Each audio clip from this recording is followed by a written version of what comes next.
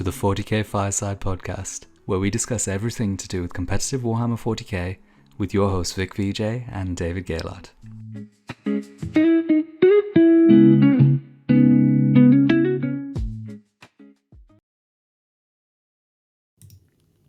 Hey, what's up everyone? As I pushed to the wrong scene. What's up everyone? We are back, and I've got Chris here today with me, my teammate. If you're a UK player, you probably obviously know that, but if you're an international listener, then this is Chris Radford, our teammate of ours from Team Ignite. He's been a part of our team for a couple of years now, and he's finally become full superpower level over these last couple of events. He's gotten back to his combat roots, and he's been absolutely smashing it. So we played the ITT event recently, the Autumn ITT, and we won first place, of course, and went really well. So I thought we'll get Chris on, maybe give us a rundown what we played and why we took what we took, and maybe some things that we missed and didn't take, and what our overall team comp was like. Excellent. Nice. So the Autumn ITT, I feel like this was a big one. I don't know what the other team events were like size-wise, Chris, but 117 teams, is that one of the biggest ones? I feel that's like the biggest ITT that we've been to. Yeah. Maybe the winter one early in the year, but it was huge. Yeah, 117 teams was about 579 players is quite big, and with 117 teams, you play 6 rounds because it's under 128 people. It'll give you exactly 1 undefeated, so like that's really nice as well. I think going into the semi-final round 5, we had 2 undefeated teams, so like that worked out all well. And then we got to play the finals, so that was nice.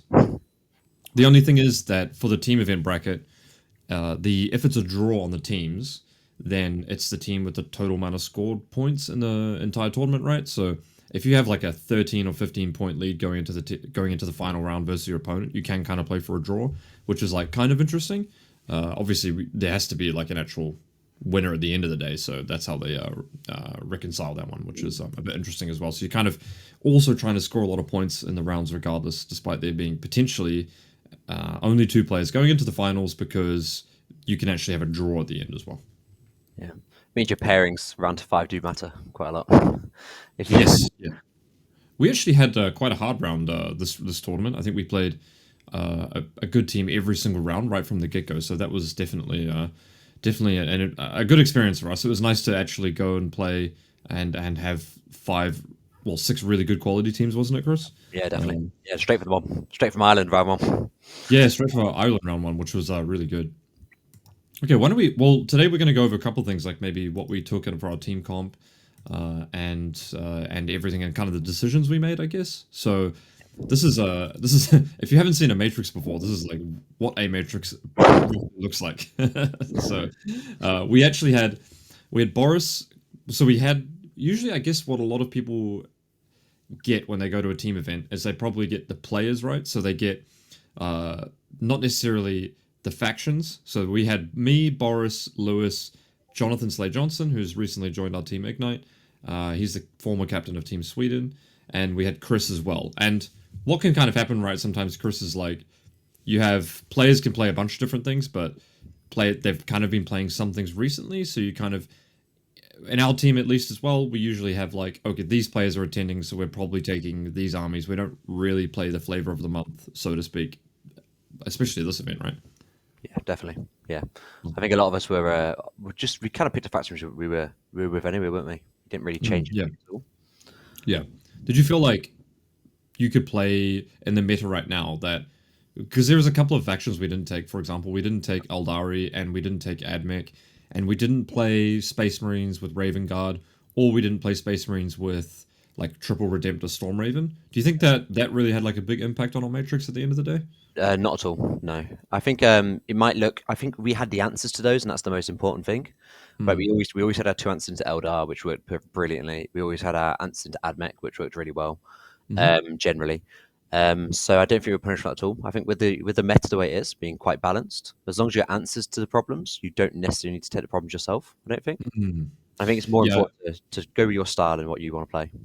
Yeah, I think that's really good. And I think that's a good summary. Like, I know previously, in the previous years, like there would always be like obviously like a quite blatantly strongest army in the game, and it really felt like you were at a a pretty big deficit if you didn't have that, especially in the 5v5 matrix, because I remember when we had, there was like Eldari, Night Spinners, CSM, and like Hypercrypt and stuff like that, and that generally speaking had like really good matrices against almost every single army, so you could never really pin them because they only ever had like one bad matchup. So it really felt like you were behind the 8 ball if you didn't take one of those powerhouse armies that could just win against any single army in the game, right? Yeah, definitely. Yeah, but I don't think we were like. I think Eldar's like, in my opinion, a standout at the moment, probably best army. But Yeah. I don't think we felt that at all. It didn't hurt us not having Eldar at this event. And you kind of said it nicely, I think, there, which is like in 5's meta at the moment, it's you probably want to be aware of like, what the top of the meta is, right? So for us, I think going into the event, it was like Eldari and Vanguard, but then we were also pretty aware like AdMech has obviously done really well at World Champs before we submitted our list, so we were kind of like Eldari, AdMech, and Vanguard were the 3 armies that we needed to have a game plan into being able to attack with at least 2 of our armies in our matrix, and we had plans for that. Yeah, definitely. And I think outside of that, really we got like a lot of player skill leverage, particularly in our ability to kind of estimate scores, but then also to push like points higher than we otherwise normally would. And I think it's also, if you're like someone pairing into our team, if you're pairing into people that, are really, really, really good on their factions, then you know that all your other games that you've been playing and practicing might not be as relevant, right? If you're like playing, if you're an Eldari player and you've played, smashed a bunch of like Orc players or Space Marine players, then you come to pair against our team when you've got very experienced players on those, then it might not be the same game that you used to playing, so you may be a little bit unsure, right? Yeah, and that's what a lot of WTC teams I see do. Like when I went a couple of years ago, is that they didn't necessarily have the factions we thought they'd have, but they seem to completely understand how to play against the meta instead, and it gives them like a natural leg up. And I think that's what we had, and I think that really showed in our pairings. I think we were really ahead in our pairings. We predicted, especially the last 3 rounds, exactly what was going to happen, and it worked out perfectly every time. Yeah, and I think that was the main success of this event. Yeah, so why don't we look at what we took overall, I guess. We had Boris on Emperor's Children. Boris basically has been playing Emperor's Children for like the last, I don't know, 6, 12 months or something. And it was either that or Drakari, I guess. But once again, Boris likes to play Drakari, and the new book came out, but he just thought, you know what, there's no point in jumping on an army that I'm not as sure about. And I feel like Emperor's Children is in a really good spot for teams, right? Like, it has some worser matchups, but it can really push a differential into a lot of armies, and in particular, it is good into Eldari, right? Yes, definitely. Yeah, so and that came up. I think the only thing they really suffer from is they can suffer against these big gunline armies on boards that might be a little bit open, right? So as long as you can try and pull those out early on, you can usually lay them up to be attacking something consistently, or be like a second defender where they can usually get a good matchup. So that's kind of where we landed on that, and so that's what I guess you would say that was one of our like push armies, right? We had our overall team composition was we didn't want 5 push armies, and that's kind of where we landed, because I ended up playing Black Templars, and my list I played, it was the exact same list I played at LGT and the exact same list I played at ETC as well, like point for point exactly the same.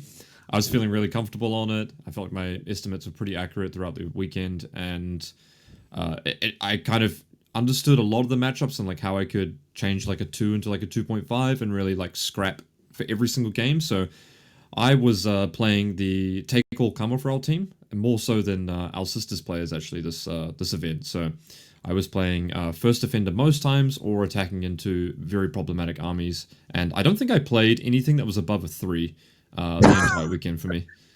We're very grateful for that as well, Dave.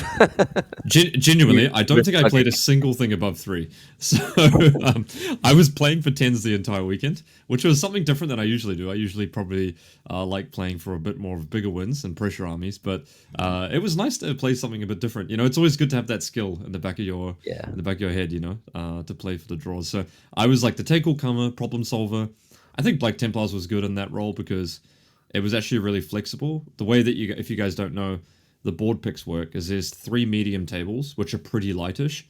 There's a heavy table, which is very heavy. And then there's a light table, which is kind of heavier than the medium tables. So it's basically 3 light tables, 1 medium table, and 1 heavy table. and the good part, I think, about Black Templars was that you could play almost anything, and if they've got a problematic army, you can take it, and you can take the board that can work in your favor a little bit, which is kind of nice. Like, if you, say, played Black Templars and you played into Emperor's Children, you could take the light table, for example, like a normal light table.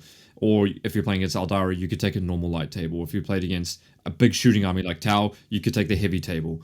So that's kind of the way it worked for us. And I feel like it worked pretty well in that role. Yeah. But I didn't really have a lot of good abilities to push in matchups compared to like what you guys took, for example, I felt like.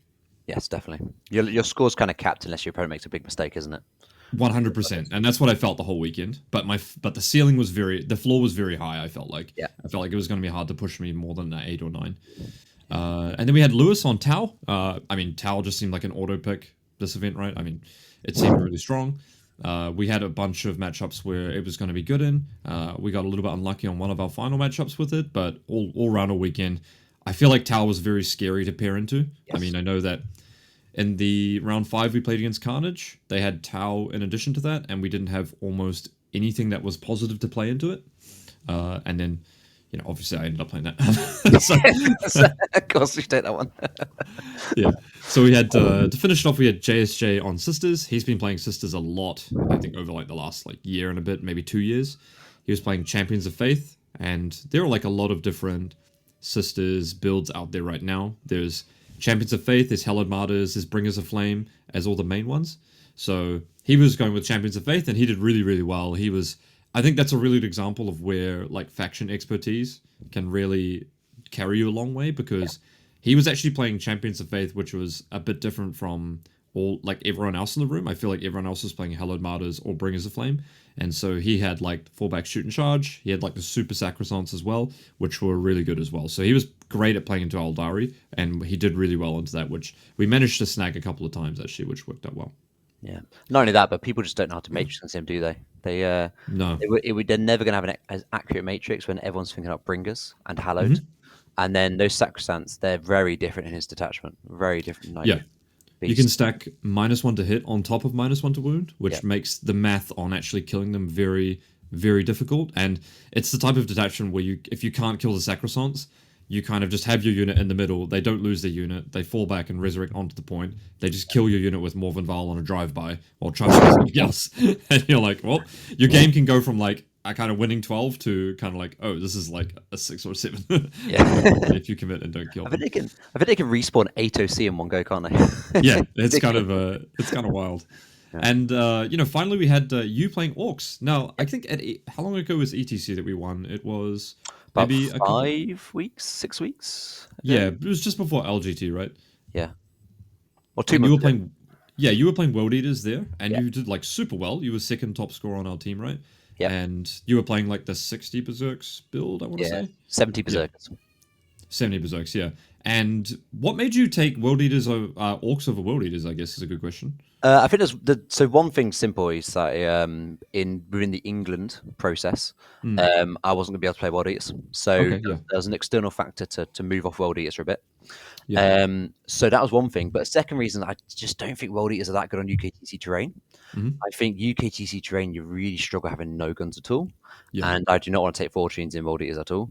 So I don't think World Eaters just work. I think there's too many boards, like the quarters board. I just don't see how World Eaters could ever get a win on that against any sort of gun. So that was the main thing. I wanted something a bit different.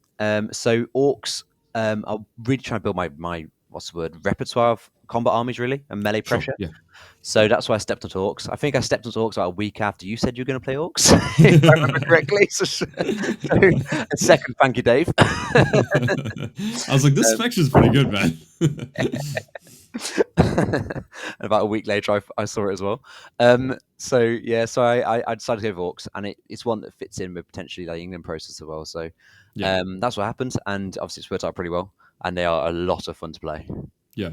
Do you think that I think you're bang on the point there? Like World Eaters, especially in a meta with like Tau and Raven Guard too on these boards. I don't think many. Did we even pair into a team that had World Eaters? Maybe one. We paired into a team that had Warmasters had World Eaters, right?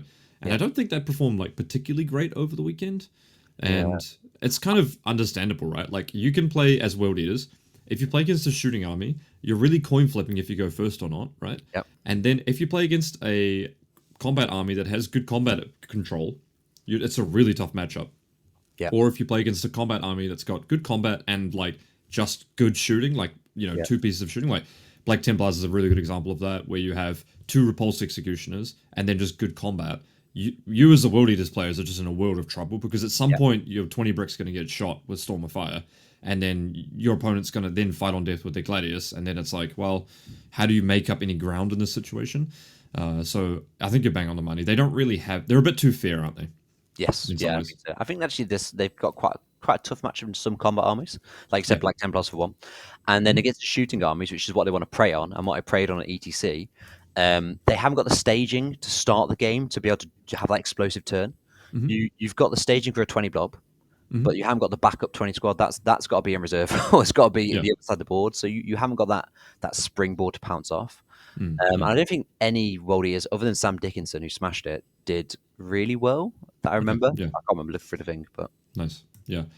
So why don't we go over your list? I was obviously playing the exact same list here, but we have Timu Brian Sipe, which I thought was a great name as well, by the way. But why don't you run us through like what you've got here? You've got obviously Big Met with Follow Me Lads. Is that the additional movement enhancement? Yes. So that's the Big Met that goes with Gaz, and he's got the +2 move. So that gives him Gaz, and 20 boys at the bottom there are going to go together, and they all move 8 inches. Other than Gaz, moves like 7. And then they get the Big Met gives him a reroll advance, which is really important for the war turn. They give here, and secondly, they give the unit to be able to move through models in the movement phase and terrain as well. So that's really, really important. It means did you find that big? Screen Gaz, yes, really big. It had 2 impacts. Either one, your opponent just can't screen. They decide they can't screen the board, or 2, they overscreen. They tried to like block where he's going to land and stuff, and they end up giving you 2 or 3 units. And you think, okay, I'll just go kill those 2 or 3 units, and then I'll war a turn afterwards. So yeah, it's really good. It gives a real big problem to your opponent, but they're trying to stop your pressure for move blocking.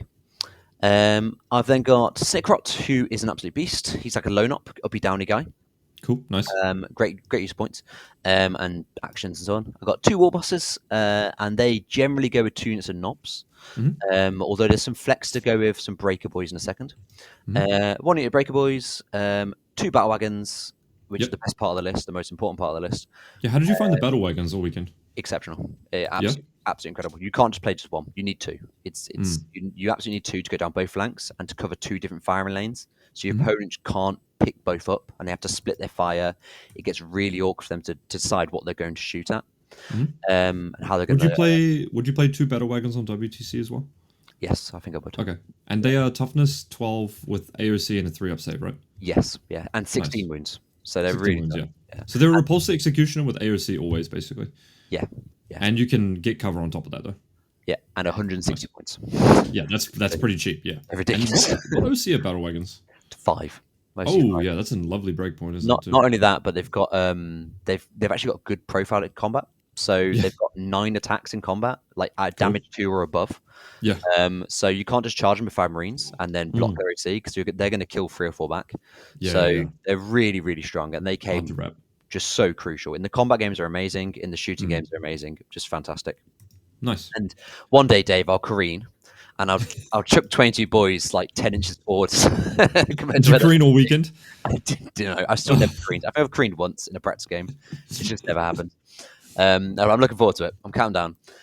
There's 25 flash kits. Those guys are really important. This is the best unit outside the war. It's probably our only unit that is still good outside the war. So you don't have to war straight away. You can still have like a trading piece to send out to kill a screen, for example. So flash kits are really important. Then I got 2 units of Gretchen, which are just dirt cheap trash, 2 OC each. They are far too cheap for how much points they cost. They are crazy. Like, these guys make Termagants look like a joke. They are insanely good for their points. Yeah, they farm you CP as well. Yeah, that's crazy, right? Yeah. Commandos are so commandos recently went up in points, but it allowed you to split them. How did you find these guys? Now, these guys I find quite useful. This is a discussion I have with Brian quite a lot. Brian doesn't like them, but I split them into 2 5s, obviously, and then you have 1 squad with all the weapons, like the Power Claw, the Breacher Ram, and then 3 choppers, and then 1 squad of trash, basically. Yeah. And I find that it provides you 1 squad that actually does hit quite hard. It can kill, like, say, a couple Marines or be a trading piece, and then one squad which can maybe turn one block out a Tau Monk car push, for example, or just an extra unit to do actions. That's also toughness 5 stealth with -1 to wound access. That's quite awkward to kill.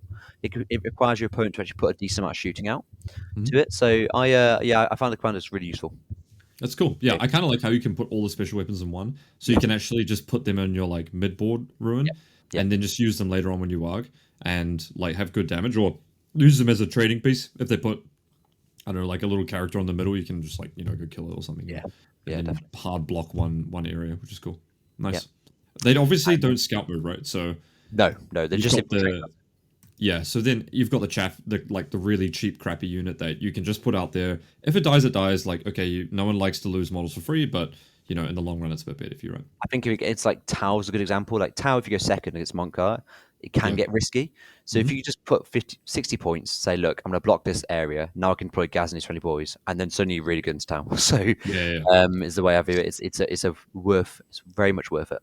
It's a 60-point investment that triples its investment in about 2 minutes. So it's a good return rate. Yeah, exactly. And you got 2 units of knobs. 2 units of knobs, yeah. Just go with the Warmasters. Yep, cool, nice. And then the unit of Breaker Boys is run solo, right? Unit Breaker Boys you run solo, but there's some games you'll put the War Boss in there, and that'll mean they hit on 2s, and then the War Boss obviously has 9 attacks in the War. So like I played against Demons one of the rounds, which we'll talk about, but the War Boss and the Breakers there is insane in that matchup. So yeah, if you play against Knights or something, there's a bit of flex there as well. Yeah, nice, that makes sense. That's cool. I mean, how did you feel about Orks overall? They're really powerful. The UKTC is a very good map layout for them.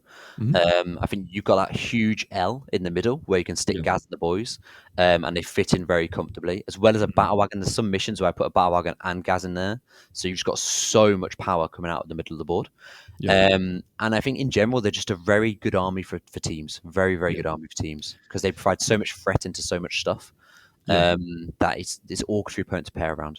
One of the things that's interesting is that, like, if you think about BT versus Orks, right?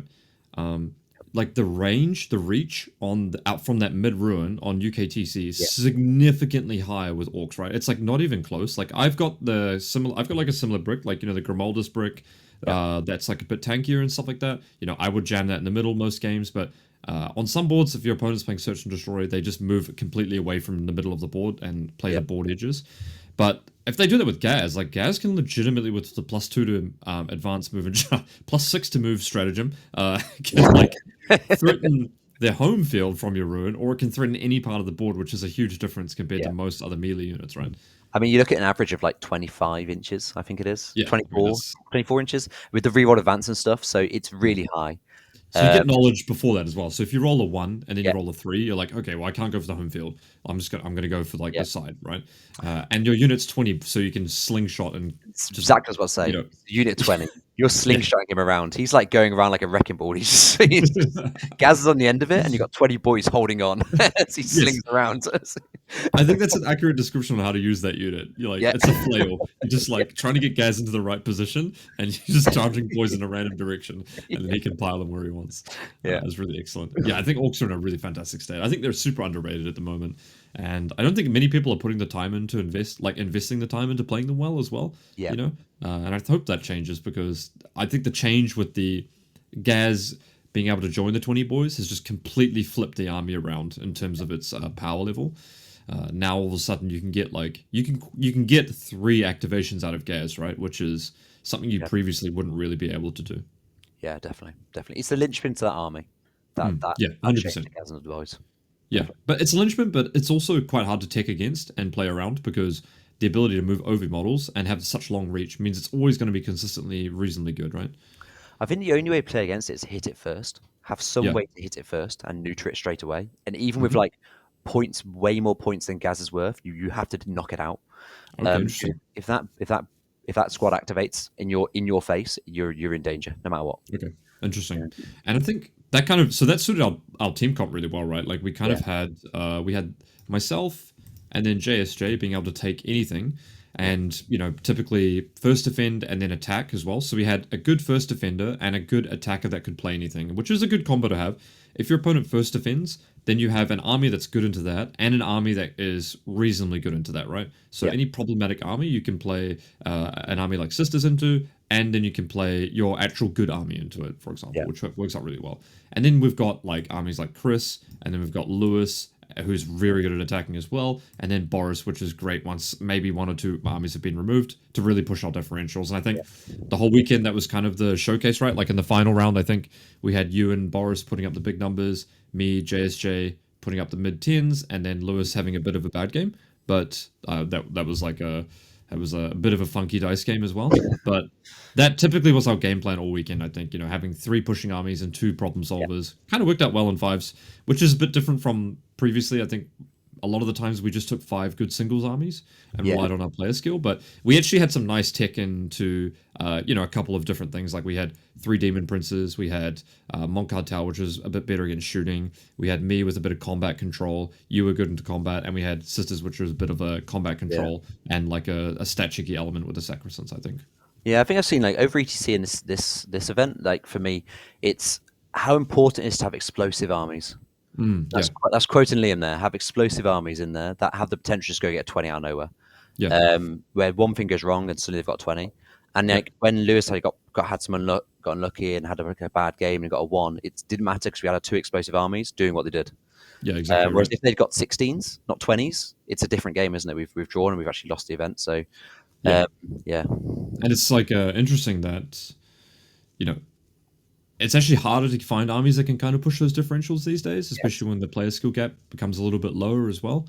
Like, I think even with me on my army, like with my player skill advantage in most of my games, I wasn't able to leverage that with my army almost at all, right? Like, I mean, anyone has the capability of shooting marine bodies off the board and pre-measuring out, you can max move 12, you can max charge 24. Like, yes, I'm not going to send my 250 point unit that can, on a 12 inches out after I roll a 6. So it's like very hard. It's very hard to get a lot of leverage on the board when your threat ranges are quite undynamic after all as well. So that was definitely something I learned as well. But it was nice to see you guys kill it. And there were some matchups where Chris, you played, and we'll probably go around later, where it was like turn 2, Warged, and then like my opponent's up.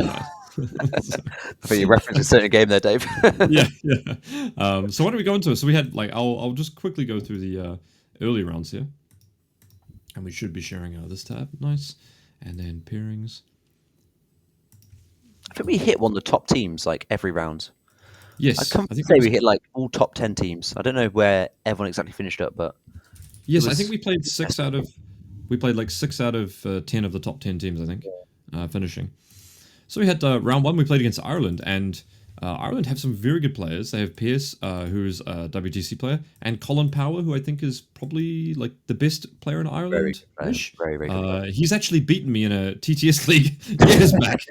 So I wanted my revenge, and I will let you know I did win in singles points this game. But I had a really lovely game against Colin, Empress Children.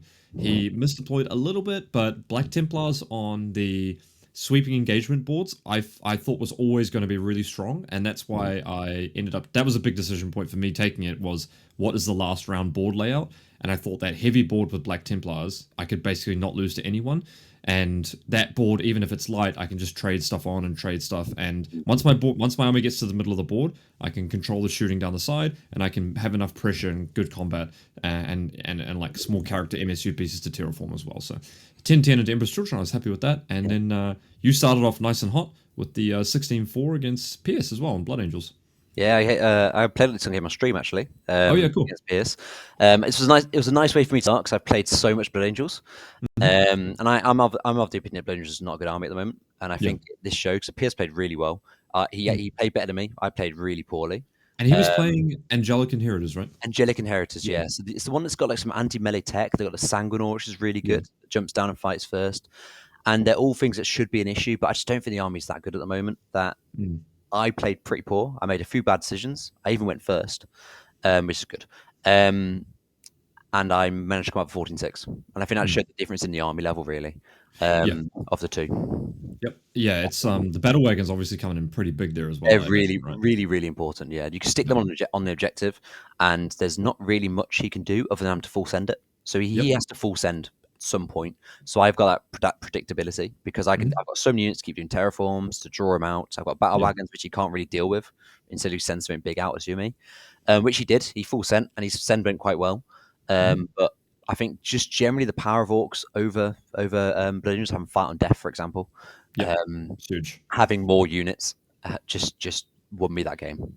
Yeah, and like I mean, you and I have played against each other with you on Blood Angels quite a few times, right? And like I completely understand the play pattern of like when I was playing Ultramarines a lot, for example, just put my ballistas on a point. Like, what are you going to do about it? Have my heroic range covered. Okay, there's so many guy heroic. There's so many issues. Their Blood Angels is not very dynamic army. They're very basic army. Even Angelic Heritage, which has more tricks to it, they're still not very dynamic. They're still very predictable what they're going to do, and it's very easy to play around.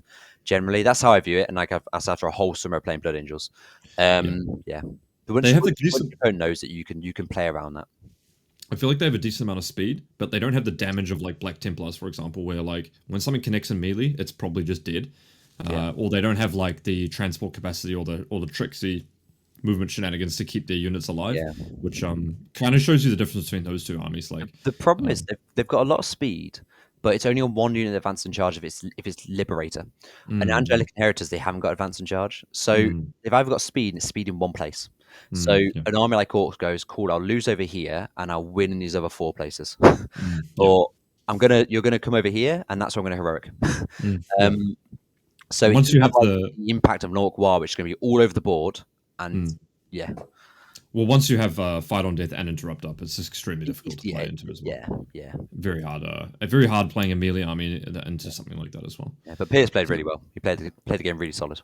Yeah, and all the Ireland guys are super lovely as well. Yeah. Okay, round 2. So that was a nice start. We took Ireland very seriously, as you can see. We matrixed for everyone here.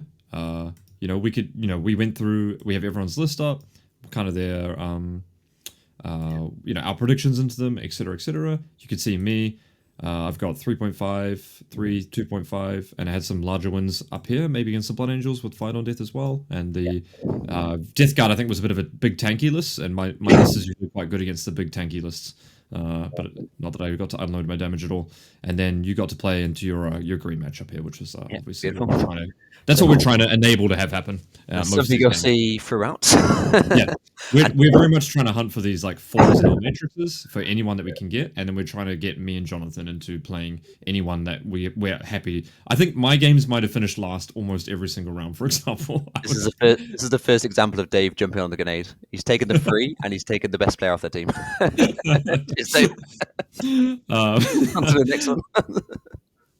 Next up, we played Mine Goblins, and they have a couple of teams these days, and this was one of their good teams, for sure. Well, they're all good teams, but this is one of their top teams.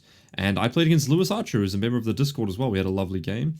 He was playing Black Templars. He had, pretty much similar to my list as well, but he didn't have the Calidus Assassin, and he had the big 20-man, which probably is not, great into the mirror matchup, particularly because one thing I was trying to do that entire game was trade off the Repulse Executioners, and then have 2 CPs so I could Devastated Auction and Storm of Fire into his 20-man brick. And my experience with like Khorne Berserkers is that you can kill 15 or 16 of them, and that's usually really good. And then obviously having like Fight on Death up and stuff like that is good, and the Calidus Assassin can make that a little bit more difficult in the combat mirror matches. So I think I snagged a little 12-8 going first in the, I think this was Purged Foe I went first in. So yeah, that was good fun. And playing the mirror matchup there was only so much you can really do, I think, against a player who's going to castle up very similar to you. You haven't really got a way of breaking into them in the early game to push a big differential if they're castled up correctly, as Liam would say. Yep. And then we had you versus Drakari, and you played Drakari at ETC, right? When you had World Eaters, so I suppose you had a bit of game knowledge going into that, right? Yeah, I played against he played Reaper's Wager. And I've actually played against that. I think I played a couple of practice games against Drakari.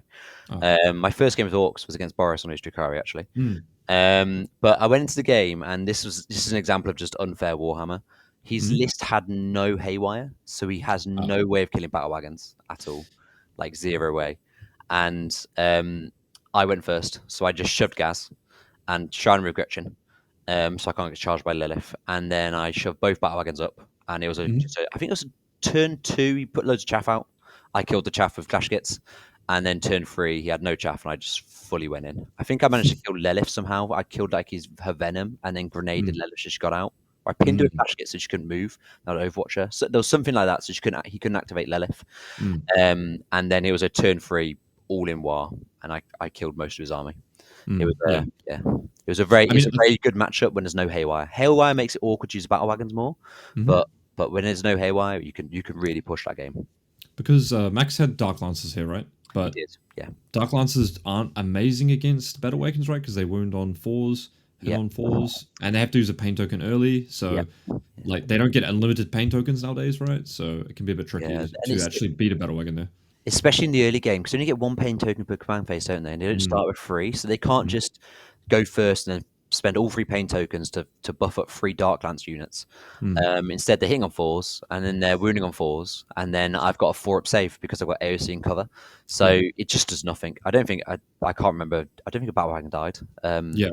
Yeah. Well, it's tough, and I think Orks do present this problem. Like Orks have a volume thing, right? Where you do need a good amount of volume in the right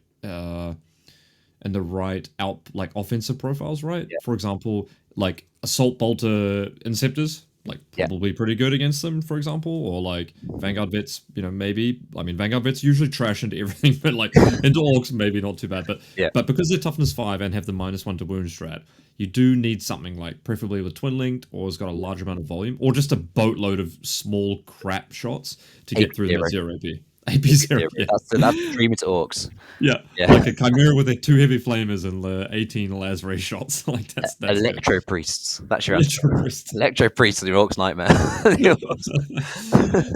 But a lot of armies these days, they don't really field those things, right? We have Victrix Honor Guard coming out. We've got Marines and then Eldar and stuff like that, and like Sisters and stuff. So a lot of armies aren't fielding those profiles. And if your army doesn't have the capability of actually getting through a lot of Orc stuff, you can get yourself in a really bad situation really quickly, right? Yeah, definitely. I mean, he drew Call the Horde round 3, and it was like, this is just never going to happen. You know anybody you're getting through that brick. Yeah, I mean, especially when you have the wild turn up with the 5-up invuln, you can really start scamming some people, right? Like, they roll a little bit low, and you have -1 to wound. You roll like 40% 5-ups, and they've just killed like 4 dudes when they were thinking they were going to kill 12 or something, Yeah, definitely. It can be bad. So that was the Mind Goblins round. That was a nice round. I think Mind Goblins this team ended up finishing quite well overall as well. Aiden Brocklehurst has been playing UKTC for a long time. And I think this is the only round we didn't already have a Matrix for. And that's generally the case, isn't it? We had pre-Matrix every round except for this one. Yes. Every team. And a big shout out to Dan Johnson as well, who's part of our members Discord, who has some lovely painting going on there as well. So nice. It was great to finally play them. And then round 3, this is the last round of the day here. We've got Vanguard Tactics as well, who we seem to play quite often, I think. We played Vanguard Tactics at the end of the last ITT a few ITTs ago. We took a break for a bit there, and I ended up playing Ben Jones. And this game I managed to get a little bit more on the green. I played against David Irving, who was on guard with the 4 Dawns, and David made a bit of a mistake of disrespecting my damage, which is one thing my army definitely does have. It doesn't have a lot of speed, but damage is not a problem. And I was able to kill 3 Dawns and a bunch of other stuff and tag another Dawn in 1 turn. David thought he's going to go play super aggressive, and I was like, okay. And I was able to connect onto all 3 Dawns, a bunch of other stuff all in 1 turn, and flip 1, 2, 3 all in 1 go. So, killing stuff is not an issue, but I think next time he played it around, we were chatting about it afterwards. I said, if you just played the board edges a lot more, and then the Rogal Dawns have a 4-up invuln on his list, and they also have the blank, so the lasers for the Repulse Executioners, I actually found, Chris, is the thing that people overestimate the most, is the lasers from the Repulse Executioners. Yeah. The worst thing you could do if you play against Black Templars is over-respect the damage out of that too much, because you just end up playing completely differently than you otherwise would. And if you've just got a command point reroll and an invuln save, just keep spamming that the whole time. The Repulse Executioner probably won't kill you. If you've got a 4-up invuln, then the odds are not even a wound's going to go through, right? No, exactly. I did not get a single laser on the side through the entire weekend. I played down like 2 or 3 times. It was ridiculous. Kind of pathetic. But they are good against combat armies, though, that's for sure. So they kind of keep armies honest, but they don't really overperform that well. So that was a big one for me. And then you played Ben Jones. I mean, it's a good game. probably the best player on their team as well. And Ben's been doing super well on Eldari. I think he's been playing it for a really long time. And he's been just back to, he went to Vegas, WCW, where he did really well. So how was your game? Yeah, my game's lovely. This is a really, really nice game. I think this is an example of what I said earlier, that the best way to deal with Orks is you got to put pressure onto them and you got to hit that Gaz squad. So Ben did what I think is exactly what he needs to do in this matchup, is he has to take the momentum, and he just full sent me. He charged, we're on the quarters map, and straight away, Jane's R went in. We had one unit of Warp Spiders went in to clear my Gretchen screen that I always have. Yeah. Then he sent in, who's the one who jumps like 24/5 in charge? Lycus, yeah. Lycus, yeah. Lycus went in, killed a bunch of boys. Then Jane's R went in and finished off the boys. So I just lost all my boys. Did he plunging fire you, by the way? No, he didn't plunge and fire me. No, there was no plunging fire, no. Sorry, Clem. Missed opportunity, mate. There's no plunging fire at all. Lucky you don't need AP to kill Orks. So he did that, and he just wiped all the boys out straight away. So he really had me on the back foot, and he was going second as well. I think I went first. So he had a lot of control there as well. I think this game is very drawish still. I think he executed it very, very well. And I've got a few changes I would make to deal with his all-in better if I play that matchup again, just in making it harder for Jane's R to get the charge after he hits with Lycus. Yeah. So I think I made that bit too easy for him and accessible to him. So I think I could use maybe more extra units like commandos around the unit to stop him being able to do that so easily. Castle up a bit harder. Good. Exactly. He has to split his fire more to get through my screens, and I think I could deal with that much better because I know exactly where it's coming and how it will come every time if he does it turn one. So I think this game is still close to the draw for me. I think his biggest worry against if he's playing Eldari is that you get to activate your 20 on with the 5-up invuln, and it's like potentially killed 3 or 4 units, and Gaz is in an awkward position where he might not be able to hit Gaz afterwards. Once the boys have strung out, because you can buy yourself a lot of space there and kill a lot of move blocks, and then your battle wagons might be a lot harder to kill afterwards too. You can if you got that 5 invuln as well, you can kill the banshees. You can let the banshees fight first on you, kill a couple of boys, and you've hit back. So you can kill, and you can probably kill the transports very easily as well. It can go really bad for Eldar if they set up wrong. Even turn one, if they set up wrong and deploy wrong, you can crunch through them and gain momentum in that game. But Ben didn't do that. Ben's an incredibly good player, and I think probably hands down the best player I played this weekend. Nice. And he just jumped in. He knew exactly what to do straight away. Just jumped straight in. Nice. Took me out. That's cool. That's a cool matchup. But it's cool that Orks, at least on these boards as well, like you can still actually play those matchups that are a bit tougher as well, right? I'd be really curious to see how Orks did on like Games Workshop boards, where maybe like the big 9x9 that we have in UKTC isn't as defining, like on a terrain format like Games Workshop or WTC, right? Because I think the UKTC is probably the strongest board setup for them, maybe because that 9x9 is just so good, Yeah, exactly. If you go first on UKTC, you're just in such a good position for Orks, no matter what. Yeah, exactly right. Yeah. Nice. There we go. Okay, so you're taking that one, 75-25 against VT again, and next up round 4. So no one will probably know this, but I think someone did the math. Out of 8 of 9 ITTs that we've played, we've won 7. And we've played Warmasters 8 out of 9 times on round 4 for the ITTs. Like, something like literally crazy. We always play them round 4. And they're obviously all our friends as well. So we all like know each other. The same as the captain on the other team as well. And it's something like Destiny. We always play them, but the scary part is that they've been getting consistently like better and better and better and better every single time we've played them, right? Like they are, I think Warmasters was the team that we had maybe the most amount of prep into on the list submission. So they were the team that we probably thought we were going to either play in the finals maybe, but yeah, of course we just hit them round 4 as well. Like they have like Raphael and Danny have both been playing for a very long time, and Raph is a Team England applicant. Matt Bell put Liam VSL to a 1-point win.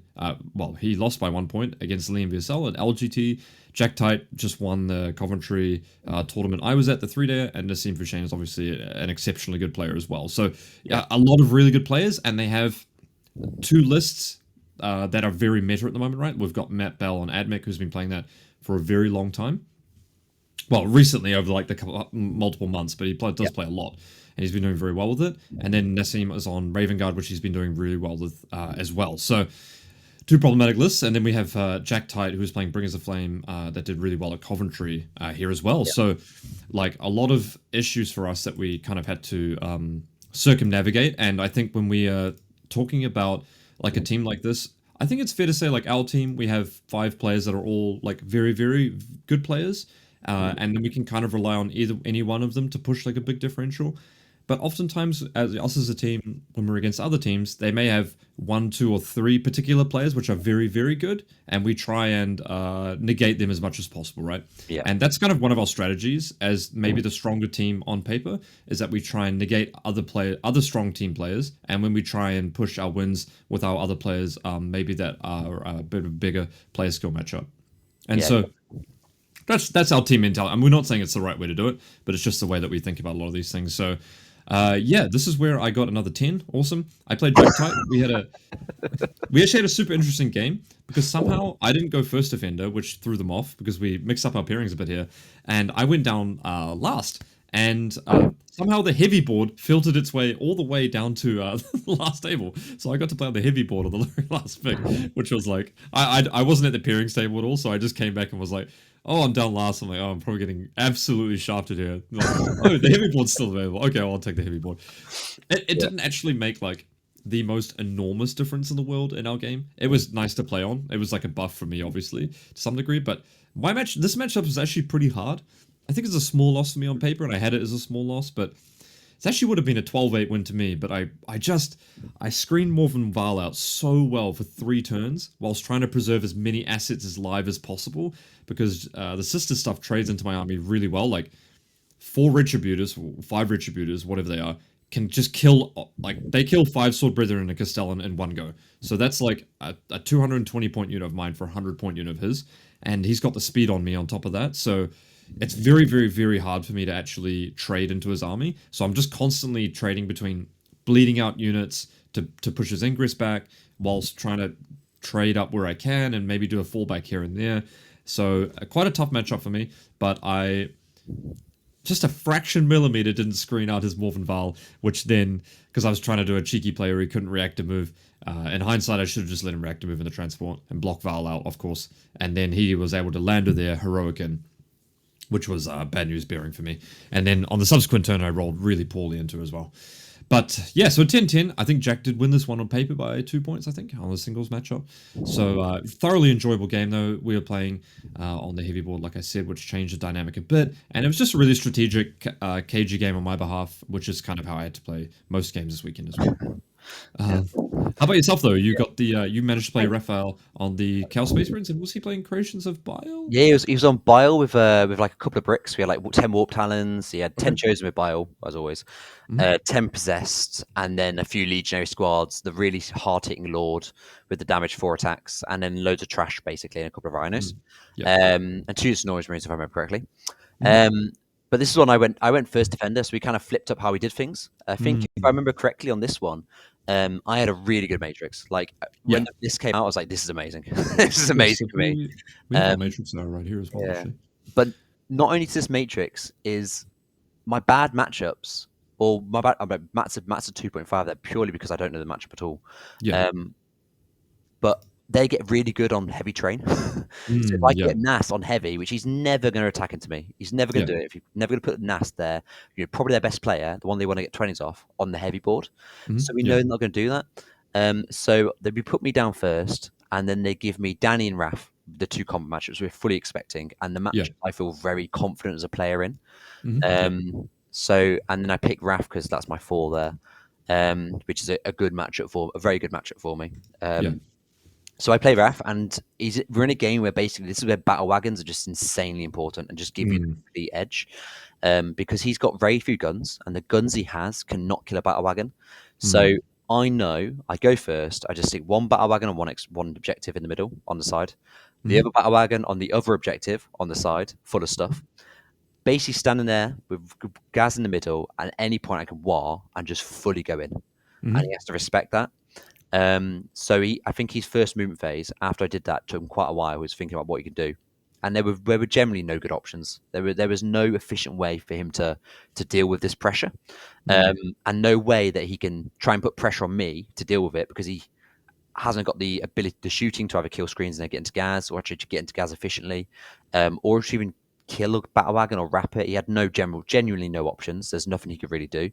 And eventually, I think he just sent it to. He actually charged me turn 2 or 3 with a lot of his stuff against a battle wagon. And then the game just grinded out to a 17-3 to me. Really, after that point, it was a very good matchup for the Orks.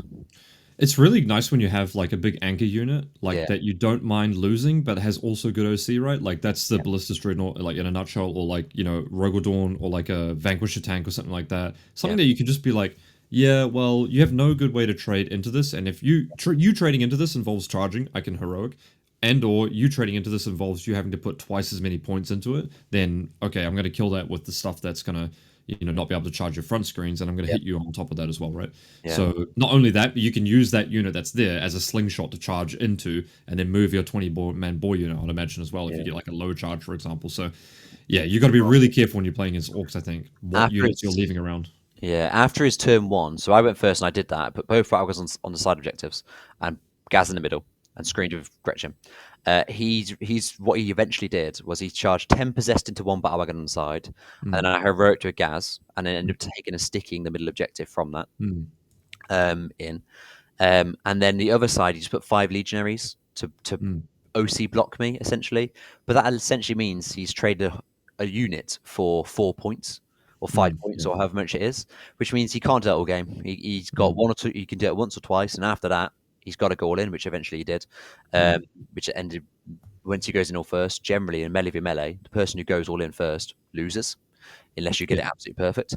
I can see the possessed like maybe trying to spike on the dev wounds, like they can maybe get a battle wagon, but you could be pretty lucky, I'd imagine. Yeah, he did, but because of the heroic, I could just pin his stuff. If he actually rolled a long charge, which he didn't, I could just heroic and then cause all his stuff to go towards Gaz instead of the battle wagon, to kind of protect it. So yeah, it was very low chance of it ever working. Yeah, nice, awesome. There we go. So that was round 4 Warmasters. We had I was actually keen to play into Nassim again here maybe as well, or Matt Bell on my matrix. I had most of them as good matrices for me if I got the heavy table as well, which is the interesting part. We got quite lucky because we played them on the Crucible of Battle map, which was actually, if we ended up playing, was going to be quite a bit better for us in the Search and Destroy map, because they had a much more heavy gun line orientated team composition, where we actually had a team composition that was good for sweeping engagement and the Crucible of Battle map as well. So we got a little bit lucky getting in that one. And a lot of our lists are significantly better on the Crucible map because they're significantly less vulnerable to shooting on that map, I think it's fair to say. And yeah, like even Black Templars, if I get to the middle, then you can kind of touch everything from there with even a slower unit. Definitely. 100%. Nice. So that was round 4. And then round 5, we played against, I think the Team Carnage, who previously won an ITT themselves as well. Lovely bunch of guys. They won the last ITT, didn't they? I think they were defending at this time. Sorry, they were defending. Okay, yeah, sure. They were defending at this time. So it was really good to get an opportunity to play them. I believe we've played Carnage in a previous ITT, but they are a team that has gotten significantly better, and they also play the game in a really, really lovely way as well, which I can really appreciate. It's nice to always see teams improve, and also improve, not that they need to improve their sportsmanship, is not what I'm implying, but it's also nice to see them play really nicely on the table as well. I played Brett, who was playing Tau, and, you know, I was just getting shot off the board the whole game, but, you know, he was really lovely. There was a turn where he kind of made a little critical error with my reactive move, but, you know, he took it on the chin. Super nice guy. You know, the Tal profiles are always like, they just throw dice at you and you're like, oh wait, but what's the AP and what's the damage? Because like I'm trying to optimize the one thing I can do this game, which is my defensive profiles. and yeah, he was gracious enough to go through all my questions there. So really lovely game to Brett. I mean, I was playing on the heavy table, but frankly, the heavy table didn't make much of a difference in this game, I don't think, overall. I was lucky enough to go first here, which meant that I didn't get, like, Pathfindered in the face, necessarily. But, yeah, I mean, the only problem is I kind of played this game in my head the whole time anyway, because moving Riptides against the board edge, and he had 2 ghost kills as well, which are actually kind of annoying for me because I can't shoot them back, and he can infiltrate right on my expansion objective on the board edge, of course. And then it's kind of hard to kill them with one actual unit. So there's a couple of plays I could have made a little bit better there, but 9/11. He actually drew a couple of great secondaries in the last turn to change it from a 10-10. But all in all, happy with that. I took out one for the team again here as well. We're all grateful you jumped on the end of a grenade. Just there was one matchup I really wanted, and we got to the tables and I hadn't seen the alarmy list, and there's 40 plague bearers and 4 great unclean ones, and I thought, look, mate, if there's any army that I could really do well into with my infinite damage melee army, it was 40 plague bearers and 4 big ones. But no, Chris got the pleasure of slaying the demons with his 100 attack unit with lethal hits, which I take it was with crit fires as well. So that was quite a good game for you, I presume. It was devastating. It's so good. It was just, it's just unfair 40k. This is exactly what Orks want to pray into. I can't remember exactly what Brian said, but obviously we were going through my matrix together, and he was like, if ever you see DEA 5, just 20. There's no game at all. So again, I went first a lot this weekend. It was good. Shoved 2 Battlewagons up. Just nice. 0 fort behind it. Just 2 Battlewagons fully forward. He moves some stuff forward. He put some screens out, but I go second. I war my gits, shoot the screens. I collapse into his army, and I think I left him with 2 big guys, and he conceded. Yeah. I've got a question, Chris. What do you typically put in your battle wagons here, by the way? About 1,500 points of Orks, Dave. Yeah. I always have whichever battle wagon I feel is in the best position, generally the one that's going to go in the big L with Gaz. I will put more of my harder hitting units. Mm-hmm. So whichever is in the best advantageous position to access more of the board, I'll put the Breaker Boys, 1 unit of Knobs, and then the 10 Flash Kits. Usually from that ruin as well, the Flash Kits can actually get into and see your opponent's staging. So I would usually want to put the unit of 10 there to threaten that. Then in the other battle wagon, I will put a unit of Knobs with Warboss. I'll put a unit of Commandos, so just a trash unit really. And then a unit of 5 Flash Kits. So that's one that generally will sit on an expansion. And if my opponent shoots it off, because it will have better angles onto that one, I'm not losing as much stuff that comes out of it. So that one goes on both of my flank. More combat in one, more trash in the other, generally. Nice. Yeah, it's a good decision. It's nice that you can fit 1,500 points of your army in 2 transports. I generally have about 6 drops every game. Gaz, 2 transports, Snickrat, and 2 units of Gretchen. Yeah. And then, as you can see, we've got Boris coming in with a good matchup for him against Eldar, which is, ideal for us. That's someone that we can get easy into Eldari. And then we had Lewis, Jonathan, and myself grinding out some games here as well. Interestingly enough, we had Tau versus Black Templars 10-10. Tau versus Black Templars, 9/11, for example, which is a good one, I think, overall. And then we had Sisters World Eaters, I think, 10-10 there as well. Yeah. A great example of me and Boris being laid up a bit into our match, which we want to play. I think actually the demons attacked into you, David, as well, and you rejected it. Oh, mate, that's painful. I don't know that yet, but I didn't even know that. That is bloody painful, mate. Because I really wanted those. Cheers, mate. Just push it back into me.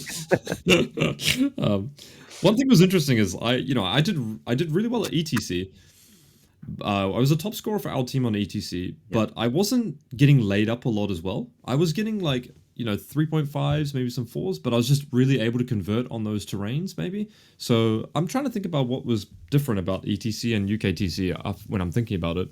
Obviously, Black Templars is a little bit older now, but I think really the terrain format favors these shooting matchups on UKTC, and there's a lot less interesting combat maneuver on UKTC. So I wasn't really able to blend in a lot of skill because people could 1-inch me off the wall very deterministically. You know what I mean? I either have to go all the way around this room, which is a massive gamble, or I just can't do it. And that's one thing I found with UKTC with the giant melee armies that was really hard to do. Whereas otherwise, I'd be able to be because we're playing on WTC, I can attack you through the wall, which lets me actually play the game. And then maybe you hit them through the wall, but you then can't be seen back, or you can react to move back off a terrain plate because they're more interestingly placed on the angles particularly around the ruins. But yeah, it's an interesting one. Maybe I need to play again on some WTC to make to see how it is, because it's always one thing when you play it when it's only been out for like a month, but maybe now that it's settled back down, it could be a bit different. Yeah. Okay, a bit of a tangent. Okay, then finally we had Tryhard Wargaming, who had a very good roster. I think this might be the roster which we were the least good into, I think, right? Yes, They this had was a our worst really game. good lineup. Yeah, I remember we made the matrix when we did all our matrices, and we did this one like on the Tuesday or something. This was the one where JSJ goes, "Oh, this is very autumnal. This is because Yes. it's so orange and yellow." Yeah. This is the And one we as were you, worried about, I think. yeah, and as you can imagine, like the majority of our matrices are reasonably good here, but this one we really struggled into, to be honest with you. And I think when we were talking about it after the pairings, we kind of just said, look, we just have to play everything on the table, you know.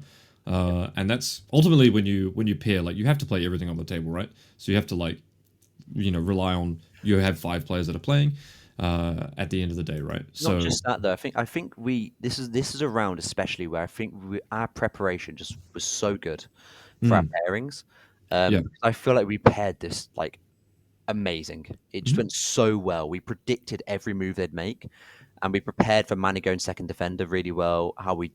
The pairings we took in the first round of pairings to set up for Manny was fantastic, and I think our prep for it really paid off in this round. Yeah, we went with myself first here, and then I was attacked by Will on Tau, and I was attacked by someone else, I think. Maybe Sam, I think, maybe on Admech. And decision was made for me to play Tau again, and I had Tau as a 2.0 here, but I think there was probably 2.5, I think. Maybe there was something in this list I thought it was not great for me. But there should have been a 2.5 there. But yeah, I mean, Terraform was a little bit better for me, and, you know, I've got the potential of getting the heavy boards, which is a 50-50, or maybe the light board, which is actually a little bit heavier than a heavy board. And, you know, I managed to get the heavy this time. I got quite lucky into Tau, both these games, because I infiltrated first and went first in both of my Tau games, which was quite impactful, you know. Yeah. So, you know, that was nice. And I had a really, really lovely game against Will. I've never played him before, but, you know, I've been in the Tryhard Discord for like years now, it feels like. So it was nice to finally play him. Lovely opponent, super clean and really nice player. And luckily, you know, Lewis Smith from our team lives just down the road from me, so I'm like pretty familiar with Tau because we talk about it quite a bit. So you know, and we played each other when I was on Vanguard, so I'm really familiar with like the whole game plan more or less. And I'd played it earlier in the tournament here as well. So I managed to get what did I end up coming in here? I got a small win here, actually. A 12-8 for me. Yes, 12-8 for me here. But I think one of the mistakes that they made was I was very surprised that they didn't attack Manichima on Eldari. They didn't attack Eldari into me as well. Yeah. Which was quite surprising, as I vocally called it out at the pairing table. I threw the gauntlet down, but it was not wanted. But I can kind of see Eldari being, you know, maybe not wanting to play like Black Templars if you just unattach everything and you have just 15, you know, 12 units. You're just like, okay, they've got lots of different little units that can skirmish, and if, you know, Terraform as well. Yeah. So that was a decision that was made, and so I ended up taking Tau, which worked out well for us. We always knew deterministically kind of if I go down, which one I would ideally take for the rest of the team here, and despite that, we then went on, and I'll just bring up the rest of the pairings here. So it's another one, Dave, where you've got the orange, the 2.0, and then all of us got winning matchups. Nice. Doing my job. Maybe I should have played 15 Deathwing Knights, actually. Yeah. I would have had 0 wins on my matrix. A side point is it's actually better to play a list that has got some teeth in it, because your opponents actually have to respect you. So you do have some matchups where they have to respect you. And if you just play it really well and play it well, if you play to lose from the get-go, you can still play every game really tightly, because you threaten the ability to go all in every turn, and your opponent therefore can't push you. And that's a really good way of playing an army like, you know, Orks even as well. You can play to those losses, right? You just go, I'm going to lose, so I'm just going to threaten to go all in every turn, and then they can never really all in you. And you just keep throwing away chaff to move block them so they can't shoot your big units that are going to all in them. It's exactly what I do in my world ears, where I have loads of jackals and stuff. So I can just sit there and go, I'm going to come at you. At some point I'm going to come at you, and just send up jackals. as I'm doing it. Turn 4, if you go first, that's the turn. Yeah, then you're gonna go at them. Yeah. So we had you against Ravengard here, and you were playing on stream again here, right? Yeah, I was. Yeah, so yeah, I played against Alex on stream. Yep. In a really nice game. This is like I went first again. Nice. Really good. So this is a game where I think with Ravengard, I think in my matrix I had it as a free, and I did put a note there. I can't remember, but I remember going this had real upside for us, and we knew as well. Another thing to say is that in this round we knew we had to win. If we draw, Tryhard win, and the reason for that is they had played, with respect, worse teams than we had played. So they had like rounds where they were getting 90 plus, whereas we always getting 70s. So we knew we had to smash, really. So this was one which is a great one for us because it could go really well, as it did go really well, and get that 20-0. Yeah, so I played against, I went first. I did the classic thing. I shot almost off the middle. Nice. And then I had one Battlewagon on the right flank. I think I made a small mistake. I was actually too conservative. I should have turn one. That Battlewagon on the right flank should just push really hard. Because Alex had he'd put his scent devs, I think, in a mistake. He'd put them in the middle, so they weren't threatening firing lane. And I think I could have really charged one Battlewagon down that firing lane, and then my turn 2 war would have been even more devastating. I wouldn't have had any luck on dice. I would have just gone really well. They don't always have a lot of activations in Ravengard too. No, no, because they can kill if they've got 3 units, they might take them 3 to kill the Battlewagon, or it might take them. They have 2 units, it might take them 1, all the scent devs just to kill it. And then you can disembark behind it, and then they might not be able to reach it as well on top of that. Or shoot with something else, It becomes really hard for the player to plan around. Their turn 1, if they go second, is really, really tough, especially on that mission. So I think my matrix could have been a bit more positive there, actually, because I should have taken into account the fact that it's Terraform. So they're really bad at Terraform. They do not want to do actions at army. Not a lot of units, no. Yeah. One thing that went really well for me, though, and I think that really accelerated the score, is that in the round, I made not a mistake in deployment, but something I didn't consider. He said his turn 1 ingress. And I didn't consider that he could turn 1 ingress and then hit my Gretchen on my home objective, and then there's nothing I could do about that, the way the terrain is split. However, about half through my moon phase, I kind of realized that's a very good thing for me that happens. I kind of clicked that if he just does that, he's giving away essentially 10 Van Vets, a captain, a unit that could ingress and heroic me, which would be a really pain in my ass on my go turn. Instead, he could get kills from Gretchen, take 4 points off me, and then I get to remove that piece in my own deployment zone really easily. So that happened. I let him go there. He came in, killed some Gretchen, and then I removed that unit, which was just an amazing outcome for me in that game. And then turn 2, I hit a 13-inch charge, Dave. Screamed, and it all went well. Nice. Gaz went on that flail. He swung it in. Did Gaz go into the Centurion Devastators or not? Yeah, he did. So he did. He got into a unit 3. Good enough. Nice. I started my war turn, and I rolled my first 4 advances, and they were all 1s. Nice. So Gaz rolled a 1, and he gets a free reroll, and he rolled a 1. Okay. So he moved 11 inches, and then he was about 19 inches away from, no, a bit less than that. Sorry, he was about 16 inches away from 3 Centurion Devastators. Yeah. And then I rolled a 13-inch charge, which only moved 13, and then he powered him 3 and hit them and killed them. It was so good. And I think I basically just brought the whole of my army, and I think I collapsed and killed. I think I killed about probably close to 1,500 points of Ravengard in that turn. Yeah, that'll do it. A bit less than that because he had his Scent Devs and his Inceptors in reserve. But 1,300 points conservative of Ravengard went down. It was a really good turn. Wow. There we go. Nice. That's how you do it with Orks, folks. Yeah. But we were talking about that a lot in the team, and our team chat as well. We thought Orks were like an army where if you do make a mistake against them, like you have the hugest potential to push a massive differential. Yeah. Whereas like me, I'm also playing a combat army. If people make mistakes against me, like I can only push like 1 or 2 points difference, whereas Orks can really push a huge difference.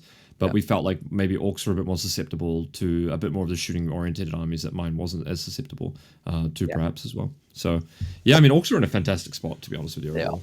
I think they're really brilliant. I'm keen to see how they do on the different terrain formats as well coming up here. Yeah, definitely. Nice. And that was the whole event. You know, we had Boris against Manny on the 20-0 as well. Lewis against Sam, which was on stream, the 19-1. And then me versus Will. And then Josie and Jonathan just played Sisters. For the 10-10 draw. I think there were a lot of Sacrosancts on that board as well. So nobody really able to kill each other. Oh, there we go. That's that was the ITT. It was really good fun. Chris does coaching as well, so if you're interested in coaching, you can reach out to Chris. He's on. How do we reach you, Chris? Maybe I'll put your email in the description. God, I have no clue. Yeah, email description. Yeah. Yeah, sure. Sounds good. There we go, guys. That's the ITT. We're happy with that one. It was nice to welcome Jonathan Slay Johnson to our Team Ignite as well. He was an absolute blast over the weekend. We're really keen on growing kind of Ignite's international repertoire as well and bringing more players like that. And good to get it done. Hopefully, get some gold tickets and. Cheers, Dave. Cheers. Have a good one, guys. Excellent. Thank you.